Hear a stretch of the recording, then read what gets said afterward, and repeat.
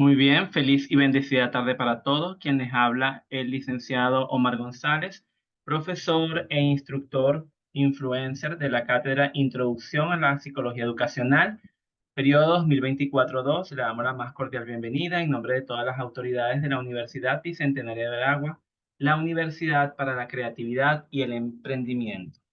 Hoy, cuando nos encontramos realizando nuestro segundo encuentro síncrono, estaremos abordando la temática que corresponde a la unidad número 2 y todo lo que tiene que ver con el proceso evaluativo que corresponde como actividad sumativa para esta unidad curricular. Agradecido con todos los que se han conectado y en breves instantes daremos inicio a esta actividad. Gracias por conectarse y compartir con nosotros. Lo importante de estar en estos encuentros síncronos es que nos permite aclarar, profundizar, dilucidar cualquier duda que tengamos con referencia a la actividad sumativa y al contenido programático previsto para esta segunda unidad. Muy bien, vamos a dar inicio entonces con las teorías y modelos de las etapas evolutivas en psicología. Entendiéndose entonces que explora las teorías clásicas y modelos del desarrollo humano propuestos por psicólogos destacados en el campo de la psicología evolutiva. Vamos a destacar entre ellos principalmente a las etapas del desarrollo según Piaget. Piaget nos presenta en su teoría, destaca la primera etapa, que es la sensoromotora, que nos habla que esta etapa es una etapa que dura desde el nacimiento hasta los 2 años. Los bebés exploran el mundo a través de los sentidos y las actividades motoras. Los bebés aprenden a través de la experiencia directa y no tienen un pensamiento simbólico o abstracto. Posterior a esta etapa, nos dice Piaget que tenemos la segunda etapa, que es la etapa preoperacional. Para esta etapa, que dura desde los 2 hasta los 7 años, los niños comienzan a utilizar símbolos y el lenguaje para representar objetos y eventos, pero tienen todavía dificultad con el pensamiento lógico y abstracto. Los niños en esta etapa son egocéntricos y tienen dificultad para ver las cosas desde la perspectiva de los demás. Siguiendo esta etapa, nos encontramos con la etapa operacional concreta. Para esta etapa, que dura desde los 7 hasta los 12 años de edad, el pensamiento se vuelve más lógico y los niños pueden realizar operaciones mentales reversibles como la conservación de la masa y el peso. Sin embargo, los niños en esta etapa todavía tienen dificultad para pensar de manera abstracta e hipotética. Finalmente nos presenta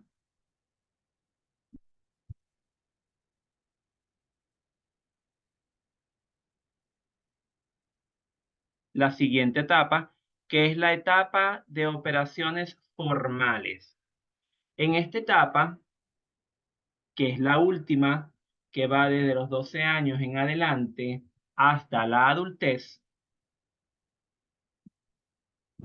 los adolescentes pueden razonar abstractamente y considerar múltiples perspectivas en un problema. La adolescencia pueden pensar de manera hipotética y deducir consecuencias lógicas a partir de hipótesis. Esta etapa permite a los adolescentes desarrollar un pensamiento crítico y un sentido de la identidad personal. Hablamos entonces que el lóbulo prefrontal está en proceso de maduración.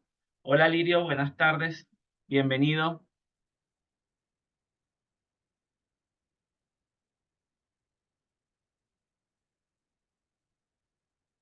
Bien, seguimos avanzando y nos encontramos entonces con las etapas del desarrollo según Erickson. Destacan 4 grandes etapas o las etapas más significativas expuestas por este autor.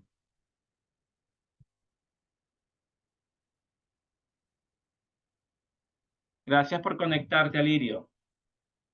Bien, fíjense que él nos habla de la primera etapa, que es confianza versus desconfianza. En esta etapa, los bebés desarrollan un sentido de confianza básica en su entorno y sus necesidades son satisfechas de manera consciente y consistente. La segunda etapa nos habla de la autonomía versus la vergüenza y duda. Los niños pequeños exploran su ambiente y desarrollan un sentido de control y autonomía. La tercera etapa, que es la iniciativa versus la culpa, los niños en esta edad preescolar comienzan a tomar la iniciativa en actividades y pueden sentir culpa por sus acciones.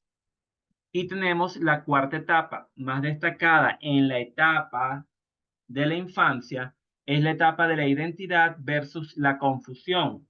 Los adolescentes exploran diferentes roles y opciones de vida para desarrollar una identidad coherente. Fíjense que estas cuatro etapas entonces llegan aproximadamente hasta los 16 o 18 años.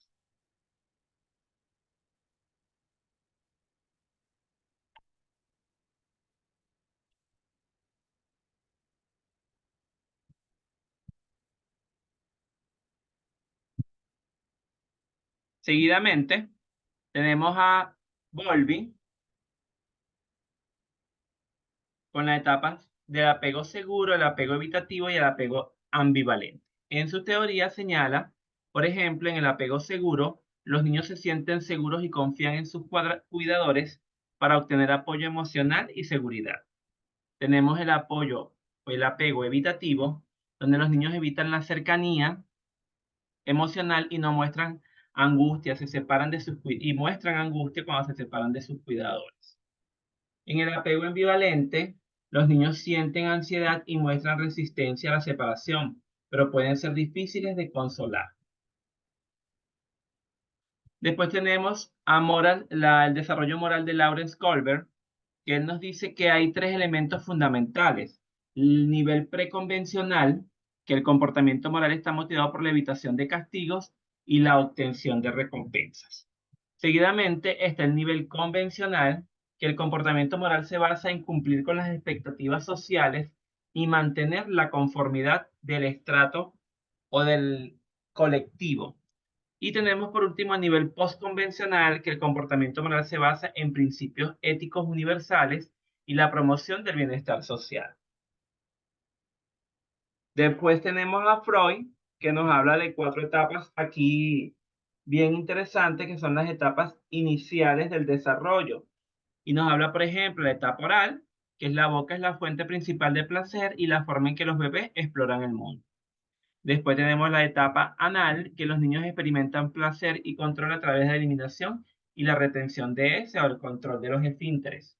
Después tenemos la etapa fálica, los niños desarrollan el complejo de Edipo o el complejo de Electra y comienzan a mostrar interés sexual en sus padres. Y finalmente tenemos la etapa de la latencia, que la energía sexual se sublima y los niños se enfocan en desarrollar habilidades y relaciones no sexuales.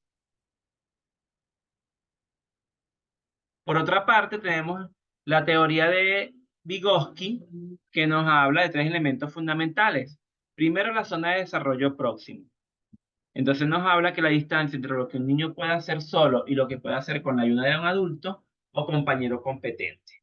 Es ese elemento fundamental que él señala que el niño comienza a poder hacer actividades de manera autónoma. Sin embargo, es necesario que haya siempre un acompañamiento y un seguimiento a las actividades que realiza para orientar y para direccionar el proceso que está viviendo el infante. Segunda, tenemos el andamiaje, que habla del apoyo temporal y ajustado, proporcionado por un adulto para ayudar a un niño a alcanzar su máximo potencial. Y por último, tenemos el juego simbólico. Los niños utilizan el juego imaginativo para desarrollar habilidades cognitivas y sociales. Fíjense que la teoría de Vygotsky señala, ubicándola o contextualizándola en los procesos educativos, que siempre va a estar el docente como un apoyo para los procesos de aprendizaje. Es decir, él va guiando y va orientando los procesos que se van desarrollando dentro del aula. ¿Para qué? Para gestionar y para significar y para redimensionar los procesos que desarrolla el estudiante o el alumno. Y por último tenemos entonces las aplicaciones prácticas y críticas a las teorías y modelos evolutivos en la psicología. Por ejemplo, en el caso de las aplicaciones prácticas, tenemos que las teorías y modelos evolutivos en psicología tienen diversas aplicaciones prácticas. Por ejemplo, ayudan a informar las estrategias educativas y de crianza para facilitar un desarrollo saludable en niños y adolescentes. Estas teorías proporcionan una base sólida para comprender las etapas del desarrollo y los hitos claves que se esperan en cada edad. Esto permite a los educadores y a los padres adaptar su enfoque y brindar un entorno de aprendizaje y cuidado adecuado para promover el crecimiento y el bienestar de los niños. ¿Qué significa esto? Bueno, que la psicología educativa, ¿qué hace? Abre, da luces, orienta, facilita, fomenta, direcciona cómo debe ser la respuesta que tanto los docentes como los padres pueden dar a los diferentes hitos que se van presentando en el desarrollo evolutivo de los infantes y de los adolescentes. Esto nos quiere decir, bueno, que sencillo, nos puede dar, indicar cómo va a ser ese desarrollo, cuáles son, bueno, las características que vamos a poder evidenciar en cada una de esas etapas que van suscitándose o que va transitando el infante y el adolescente. Claro, esto no significa que nos van a dar un manual o unas claves precisas. ¿Por qué? Porque sabemos que cada individuo es único, es singular y puede reaccionar de una manera muy distinta ante los estímulos externos y ante los elementos o fenómenos transformacionales por los cuales él está transitando. Entonces, claro, sí, hay una estandarización que se nos presenta con cada una de estas teorías, pero más allá de esta estandarización que se nos puede presentar, tenemos que entender que cada individuo es único. Y como cada individuo es único, entonces, bueno, nosotros podemos pretender que se va a presentar un fenómeno específico, pero resulta que no se presenta, sino que sucede otra cosa totalmente diferente. Hasta ahora, ¿tienes alguna pregunta, Lirio? Si me estás escuchando.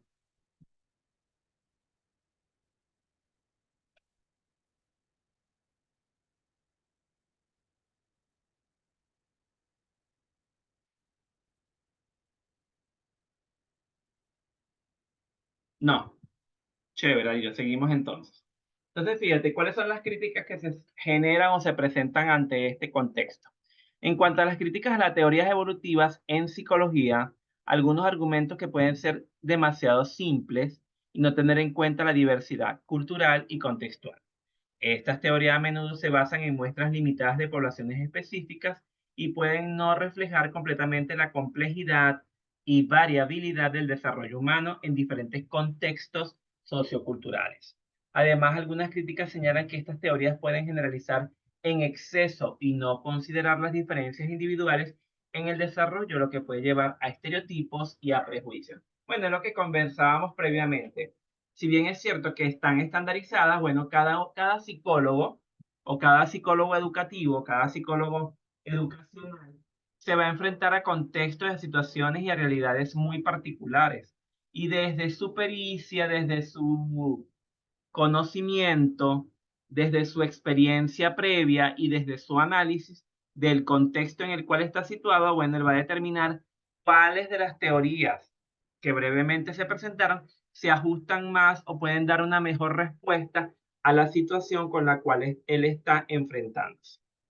Entendiéndose que, bueno, no hay respuestas absolutas, entendiéndose que no hay teorías absolutas, entendiéndose que la sociedad va variando, va evolucionando, va cambiando, va dando respuestas muy diversas y muy diferentes ante todo lo que se va presentando, de acuerdo a características bien puntuales, como por ejemplo la tecnología, como por ejemplo el entorno social, como por ejemplo la familia a la que está el individuo. En fin, son una gran cantidad de aristas o de criterios que tenemos que tomar en consideración cuando nosotros podemos utilizar o cuando vamos a utilizar los criterios con base a una teoría de las que se estudian. Otro elemento importante a destacar es que a pesar de las críticas, las teorías evolutivas siguen teniendo aplicaciones prácticas valiosas en el campo de la psicología. Por ejemplo, informan la terapia y la intervención psicológica para abordar las necesidades de desarrollo en personas de todas las edades. Estas teorías proporcionan un marco conceptual que ayudan a los profesionales a comprender los desafíos y las fortalezas de cada etapa del desarrollo, lo que le permite diseñar intervenciones efectivas y personalizadas. Al aplicar las teorías evolutivas en la práctica clínica, los terapeutas pueden ayudar a los individuos a superar obstáculos, promover un crecimiento saludable y mejorar su bienestar psicológico y emocional. Entonces, bueno, allí nos está corroborando lo que estábamos señalando. Eso es claro que, bueno, vamos a trabajar en base o con base a qué elementos. Bueno, a elementos contextuales, a elementos situacionales, a elementos socioeconómicos, a elementos sociales, a elementos culturales y a estructura familiar. Hay tres elementos fundamentales y creo que lo comenté en el otro encuentro, que son tres elementos fundamentales que ataca o que aborda o que acompaña o que gestiona el psicólogo educacional, que es primero la familia, el estudiante y la comunidad. Esos tres elementos son fundamentales. Y agregando entonces que la escuela tiene que abordar entonces ¿a quién? Tienes que abordar al directivo, al personal de ambiente, a los docentes, porque ellos van a ser el brazo ejecutor de lo que tú, como ese psicólogo que acompaña, puedes evidenciar en los procesos. Pero ese proceso se alimenta de qué, bueno, de lo que observan los docentes en cada uno de sus espacios, entendiendo que, bueno, en muchos casos ellos tienden a ser subjetivos y sesgados en su apreciación, pero lo que nos importa, lo que nos interesa, lo que nos sirve de apoyo es ese primer acercamiento que hace el docente con los participantes y ese primer acercamiento nos va a permitir a nosotros, bueno, su impresión y que, bueno, pueda observar cualquier elemento que esté fuera de lo común, de la cotidianidad, de la regularidad, para entonces nosotros poder comenzar a accionar, entendiendo también que el accionar parte de un elemento que es fundamental, que es la prevención. Es un elemento que siempre debe acompañar los procesos que se dan dentro de los centros educativos. Ese acompañamiento y esa prevención es la que va a disminuir y aminorar los procesos o los elementos o los fenómenos que se puedan generar. Porque bueno, desde la prevención se van a hacer campañas, se van a hacer planes de atención, se van a hacer elementos de difusión que van a que, bueno, a generar orientación y van a generar educación o psicoeducación para todos los que están presentes en el quehacer educativo. Y desde esa psicoeducación, bueno, podemos entonces prevenir, aminorar y mitigar eso que se está gestando en los espacios educativos, porque bueno, por la misma dinámica escolar, por la misma complejidad de los espacios, por un sinfín de cosas que se presentan a diario en esos lugares que atentan o que bueno, son elementos que erosionan los procesos de enseñanza-aprendizaje que suelen darse en esos espacios. Entonces, uno de los elementos fundamentales a rescatar es ver con cuál de esas teorías, con cuál de esas corrientes, con cuál de esos movimientos yo puedo trabajar con mayor eficiencia con la población a la que estoy acompañando. Entender que no hay una camisa de fuerza con una sola teoría, sino que podemos ser eclécticos y que podemos utilizar todos los elementos de cada una de las teorías que den respuesta a la necesidad de la población en un momento determinado, en un momento dado. ¿Alguna pregunta hasta ahora? ¿Alguna duda, Alirio?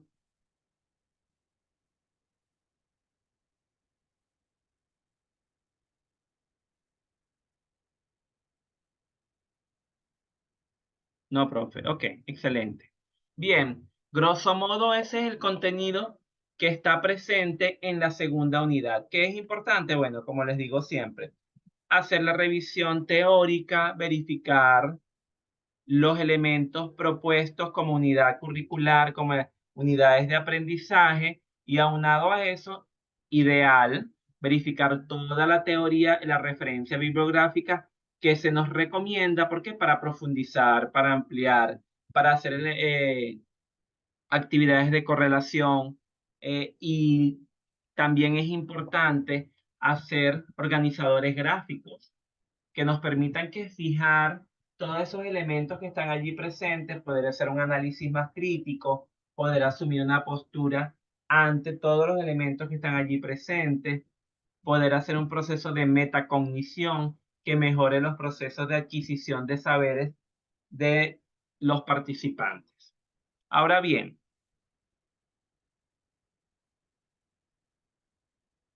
¿cómo va a ser evaluada esta segunda unidad?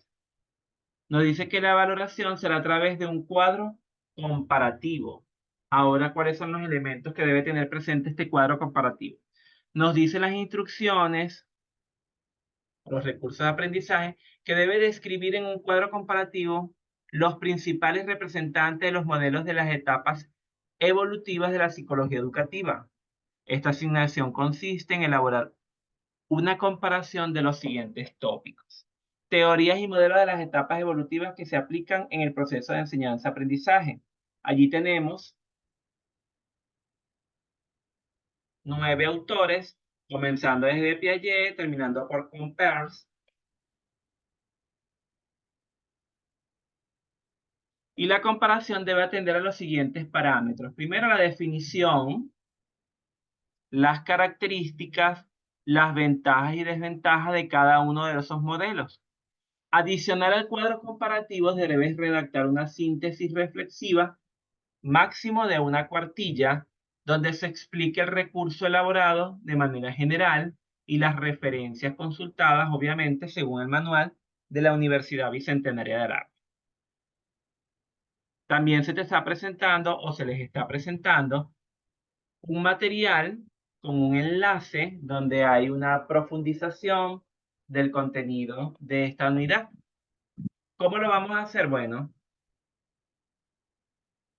pueden tomar elementos de las fuentes consultadas para construir el cuadro, desarrollo y ponga en práctica su capacidad de comprensión, de análisis, creatividad. No copie y pegue de internet. Todos los documentos se cotejan en programa antiplagio. Entonces, ¿qué hacemos? Bueno, si yo voy a señalar un elemento de la teoría de Piaget, bueno, ¿de dónde yo estoy trayendo esa información según el autor tal, la fecha tal? Y después se aplica el análisis que se entendió, cómo se aplica, cuáles son las características, las ventajas, las desventajas. ¿Cuáles son los criterios de evaluación? Bueno, establece los elementos y las características a comparar. La organización de la información, la representación esquemática de la información, la síntesis, los aspectos formales de la escritura, y no podemos olvidar que debemos colocar las referencias bibliográficas de lo que hemos consultado. Grosso modo, de manera general, de manera muy sucinta, eso es lo que debe contener su cuadro comparativo. Importante, entonces, su portada, el desarrollo del cuadro, sus referencias bibliográficas, recordando en todo momento los criterios de evaluación. Profe, dentro del cuadro mencionó al autor. Claro, acuérdate que te está aprendiendo primero aquí la definición. Entonces, por ejemplo, tú dices el primer movimiento, el primer paradigma, bueno, los principales autores que destacan allí, ¿verdad? Entonces colocas, según el autor tal, señala esto, esto y esto, las características de ese movimiento con ese autor son estas, estas, estas y estas.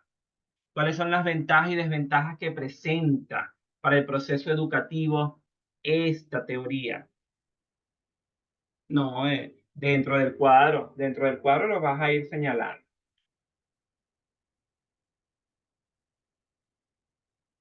Ok, chévere. ¿Tienes alguna otra pregunta?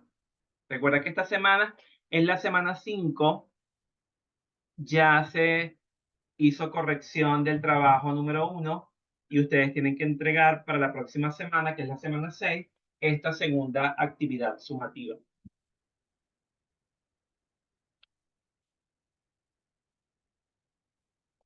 Chévere. Si no tenemos ninguna otra pregunta, si estamos claros con referencia a la información, que es importante, Cuando comiencen su construcción, que hagan su borrador, que hagan su sistematización de lo que van a colocar en su cuadro. Si presentan alguna duda, a través del foro de dudas pueden hacerlas, verificar cómo vamos antes de hacer la entrega formal, para que el trabajo se acerque y dé respuesta a las competencias previstas para esta segunda unidad.